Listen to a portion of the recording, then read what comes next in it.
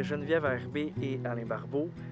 On est un duo d'auteurs, compositeurs, interprètes en couple, sur scène et dans la vie. Puis aujourd'hui, on est chez le père de Geneviève. On est chez mon père, à Clarence Creek. C'est une maison, la maison où j'ai grandi, puis c'est chez nous. On est bien, on est calme, on se sent comme au chalet, puis ça fait du bien de revenir. Qu'est-ce que tu trouves charmant de Clarence Creek? Qu'est-ce que je trouve charmant? Ben moi, quand je viens à Clarence Creek, je me retrouve tout le temps ici, puis je reste tout le temps ici, puis ça doit pas être pour rien. Je pense que la place en tant que telle est très charmante. Ben je sais pas si vous avez été charmés en arrivant. Oh, ouais. avec les poules, on a comme peut-être 200 ou à peu près oiseaux. On a des pans, des faisans, des poules pondeuses, on a des cocos, on a des dindons. Donc, juste ça, c'est une belle attraction. On a des chats, beaucoup de chats. Puis en fait, juste, moi, revenir ici à chaque fois chez mon papa, c'est comme, je me sens vraiment comme au chalet. Ça fait vraiment du bien d'être ici, puis proche du bois, puis tout ça. Puis ça, c'est vraiment relaxant. Puis il faut dire qu'on a aussi parti une construction de patères. On Ouais. s'est lancé en business pour notre campagne de socio-financement. Puis on est venu passer une couple de jours ici à construire nos patères dans l'atelier de Claude. Donc, ouais. Cool. C'est-tu une place où vous avez composé quelque chose ici? Toi, tu as beaucoup de chansons. Ouais, moi, il y a beaucoup de chansons qui sont parties d'ici. L'inspiration est facile à trouver ici. Là. Il y a une chanson en particulier, justement parce que c'est chez mon papa, que quand j'étais petite, j'allais dire quand on était petit, mais mon père était pas petit, il était juste plus jeune.